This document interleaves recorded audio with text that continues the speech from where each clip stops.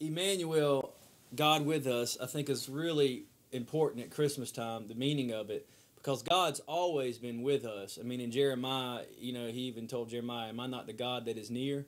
But I think at Christmas time, when God actually sent his son in physical form down to the earth, I mean, when the shepherds ran out to the fields rejoicing, and then the wise men came and laid all these gifts at Jesus' feet when he was a babe, I think it was the reason all that happened is because that they're actually in the presence of this physical form of God, the creator of man. And so when you say Emmanuel, God with us at Christmas time, that really, really hits home with me, and I know with us, about how much God loves us and cares for us, that he would send his son, not just here in spirit, but in physical, to help guide us and teach us the gospel. I mean, God's never left our side. God's always been with us. He even says in his word that he'll be with us until the end of the earth.